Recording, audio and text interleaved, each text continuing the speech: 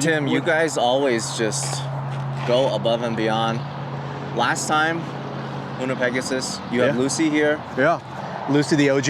Yeah. You. How many years is this for you for Pikes? This will be my 11th year, but I took a small break.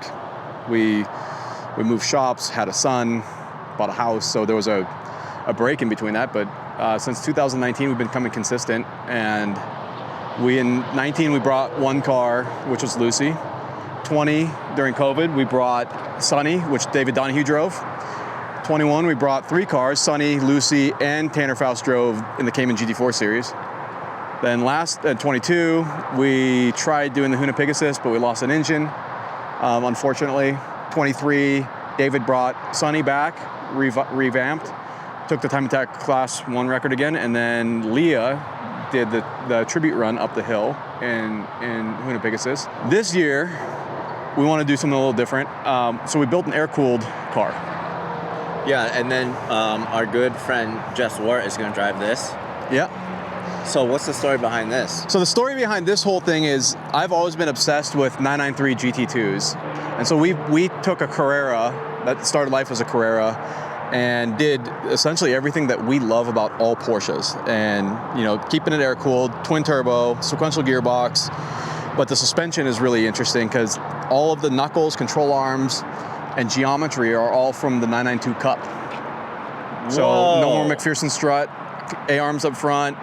Then Dimitri went through and designed all of that integration, laid out subframe, so the whole bottom of the car is completely flat, and it's completely tied together. It looks like a fuselage bulkhead under there. It's beautiful. So then it's like a cross between a 993 with like some GT2 heritage. Yeah.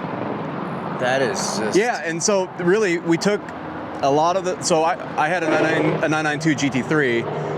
I liked the way it turned in my mid-corner grip because of the control arms up front and the way the geometry was set up, but everything else kind of felt numb. The car was big, so I wanted to take that, but then couple that with a small, light car. This is sub 2,500 pounds. We just went across the scales and found that out right now because we weighed it without the body work, and we were guessing it was going to be about 26, but it's 2470. This is pretty much the ultimate. It's everything I could think of that I would love in a 993. It was a lot of work in a short amount of time, like what we do, because we have day jobs and we have to keep our businesses running. But then in the background, Dimitri's engineering, the boys are building, we're cutting things apart, making things like. So as you can see, we actually extended the wheelbase also 2.5 inches back, but kept the overall length of the car the same, but we moved this back in. It's just rowdy. It's like just a piece of metal. We cut the rocker, extended it. Matthew Salamanca, he's a metal shaper, so he's been with us on every build. He has got his own business. He's one of the most talented metal shapers I've ever met, but in short order, he came and fabricated this whole panel, just like on an English wheel. It's like unbelievable how he does that stuff. And then we bonded that in. It was hard for him because he likes doing things really, really nice. And I said, look, this is a prototype. I want it here. So he came up with his own way and just connected the dots. We extended it 2.5 inches, made our own rear quarter. And you made this is metal? This is carbon. Okay. But this is all metal. This is metal. This whole strip is metal. The flanging. But this is carbon. This doesn't exist anywhere else. No. You guys made it custom because of the fact that it is different, or it's 2 inches. 2.5 inches longer wheelbase. And we did that for stability, geometry, and when we were laying out the car, fundamentally, it just wanted to be longer. And so. Huh.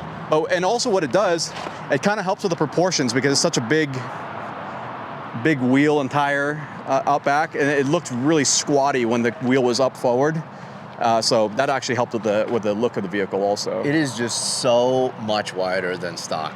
Yeah. Unbelievable. And this is as narrow as we could really go. We were struggling to get it this narrow because the 992 is a huge car. It's wide. We didn't want to compromise the geometry, so we're sucking everything in, moving things around. So all of this, the center lock, all this stuff, the brake, hull This is 992. We had these wheels custom made. They're magnesium one-piece wheels. We got the surface transform brakes, Alcon calipers, and we had a group out of the UK make us the bells to adapt everything. And then, if you look, the whole floor is raised up. because of the suspension underneath it. The whole pedal box moves, the steering column moves, everything moves to you. And then, so what about the engine? What is this out of? So the engine's it's an air-cooled 3.8 liter twin turbo, and it started life as a billet block. So it's a billet block by Noonan, and then Garrett turbos, 3D printed Inconel exhaust manifolds. This is just so insane. Yeah, Opus built us the entire system. We wanted to make it, kind of like a tribute to Lucy, how we have the quad in the back. Wow. And then big PWR intercooler, billet end tanks. There's no room left. Like, that's the Nothing. biggest Well, look, you can That's as fit. big, and look underneath how close it is to the fan, and it touches the deck lid. Dimitri packaged it as big as possible. And then all of this stuff is 3D printed. It's all 3D printed, yeah. It's the prototype. So the whole point of this project is to validate a concept, right? So we're going to build 50 of these cars. The company that we founded is called Type 99, and it's going to be we're going to go play in the arena with the Restomod groups, like the Singers, the Gunther Works, all of that, and I think they've created such a cool market, and I've always wanted to be a part of it. So this is going to be our kind of option in that market. But this is a rough-looking car. You should see the concept, how smooth and beautiful it is. But we have to poke holes in the concept right now, validate in harsh conditions. We're going to go 25-hour Thunder Hill next year. We're just going to beat the crap out of this thing. So then your entry into this space is more focused on racing then? It's still going to be a street car, but we're taking it and we put slicks on it, and we're going to go beat it up, because you have to put it in harsh conditions, right? The first 6 months we'll spend racing, last 6 months we'll spend street driving. So we'll outfit it with the AC. So does that mean it'll have a cage similar to this? Yeah, so there's going to be two. There's going to be the Comfort and the Club Sport. The Club Sport will have a cage like this. The Comfort won't have door bars or EFIA bar, but it'll have a fully integrated cage that's welded into the chassis, and then it'll be hidden by the under panels. Wow, this is nuts. It's so appropriate for Zwart to drive this, because he's raced 993 up here before. We really want his feedback, and he's been consulting along the way. So now it's going to be the true test on what he thinks about it being behind the wheel. Huh.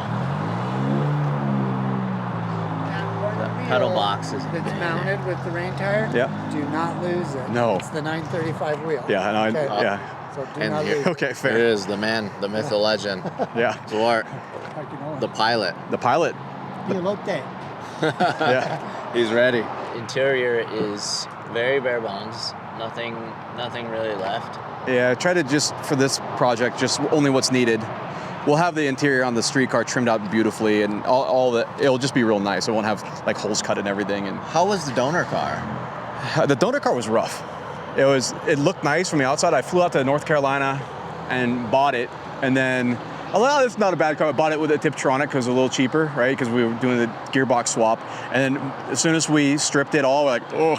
So then we hacked everything. We put it on a frame bench, twisted it, pulled it all back together, welded the cage in it on the frame bench, and tied everything together. And it wasn't until maybe 2 weeks ago that we pulled it off the bench and started assembling. There's just not really much of the original car left. Like, No, there's this. There's some. I mean, I show you up front. This is all. the roof skin is not original. Are the original lights? Yeah, OG lights front and rear, but even the frame rail, this trough right here is all, we welded all that in, welded in new floor in the trunk because we raised it for better aero. The shock tower is original, but then we 3D printed our titanium upper mounts. Oh, that is really cool. Oh, thank you, sir. Yes, sir. Thank you. That's how you guys are able to Hey, adapt check the this out. suspension. We just got our tech sticker. Oh, we nice. made it to the Congrats. Congrats. That's Yes. super cool. This is a huge fuel cell for this. Yeah, huh? because we're going to endurance race it, because we need to. Ideally, we poke holes in the concept, we find weak links, and we fix it. And then we start production on the production cars. But we need, instead of doing the other way around where you're starting to build production cars and then you continuously improve it, we're going to try to do as much heavy lifting on this project as possible. Have you announced this project yet No. then? No. Okay. Nobody really knows about it. Cool. Well, this is awesome though. Larry knows about it. It's almost like when you mentioned it, I overheard you talking about it earlier. I was thinking, of course, You know, it's almost like it's about time for you to enter this space. It just feels right. The market is changing, and I've always admired what the players in that space have done and accomplished, because that is extremely difficult. I do enjoy a challenge, and I think it's going to be the evolution of our business. We'll still have BBI.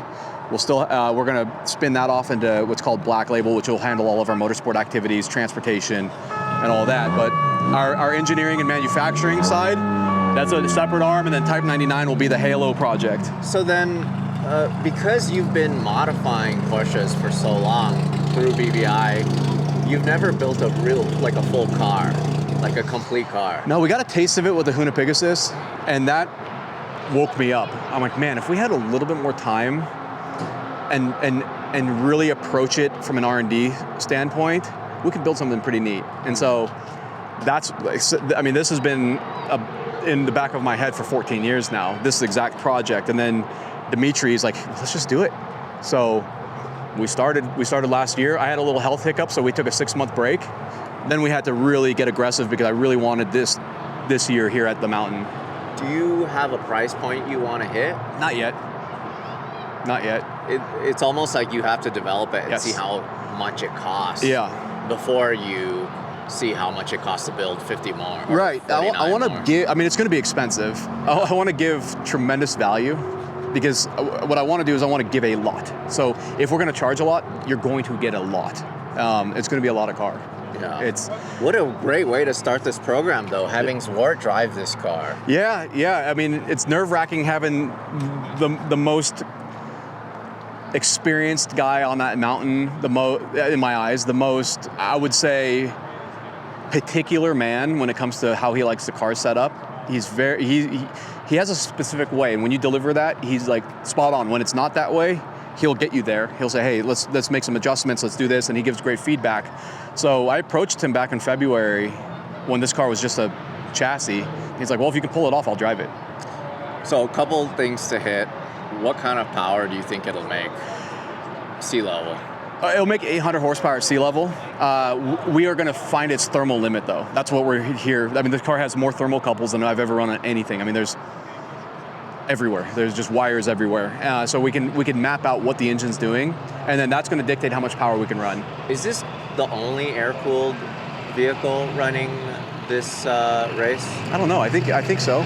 It's got to be. It might be, yeah. It's the first time we've ever built an air-cooled car for this, and I thought that was exciting. I think that's really cool. Yeah, my heart's with the air-cooled cars. Our business has always been modifying the water, but I mean, come on. And then transmission? Transmission is a Sedev 6-speed sequential, paddle shifted, tilt and carbon clutch. The Sedev, they do such a good job with their gearboxes.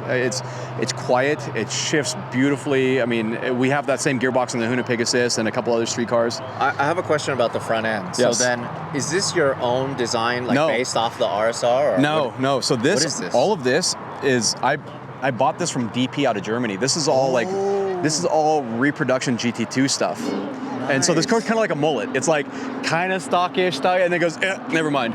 You know, it's got a lot of this in the back. So we didn't have enough time to build our front fenders, and we actually had to suck the front wheels in. So we have another set of wheels that are like out here with our design fenders and all that, but we just didn't have the time. And then when you guys do it, are you going to bolt it on, or are they going to? No, they're going to be molded like this. Okay. But you'll still see a line, but kind of like the rear, it's subtle, raised. We're going to change a few things about it, but I like the over fender look, but I want the lightweight of a one piece. I want a softer look. And then what about the front lip? This is an interesting design here, Yeah, too. I've never seen this. So Porsche released this in 1998 for the Evo project. So when they did the GT2 Evo for Le Mans, they ran this on the short course stuff, and then Le Mans, they trimmed this out. And then if this is the whole floor, it's all carbon all the way back. It's completely flat. So is this like a brand new piece? How did you even get something like this? I found this in Germany. Yeah. I love. Yeah. It's so casual. I just found this in Germany. Yeah, it was good. All the ducting is 3D printed. Everything's optimized from aero and thermal exchange. In the front, theoretically it is. So that's why we're here. We're gonna try to put what we did on the computer to the test and see how close we are on those predictions and those numbers. Yeah. man, this thing just sounds so crazy. Just you guys going through tech. Are you gonna have to start it to load it up? I think so. Can you start it for us so I can hear? Yeah, I can just start it right now. It just sounds so good. It's everything that's good about an air-cooled Porsche.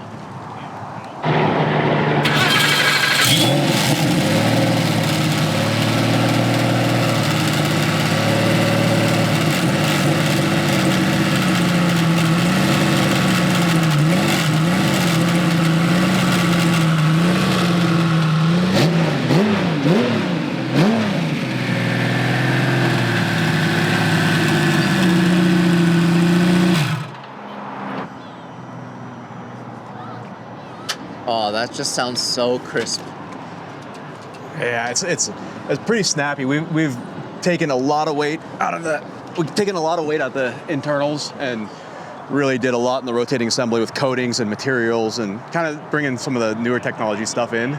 So, but it just feels so good. Like even just revving it, I don't know. I get excited. Because you haven't driven this yet. No. We're gonna load up. I'm going to the track right now, first time. So good luck. Hopefully I put a few hours on it. Thank you so much Thank you. showing us this Yes. beautiful machine.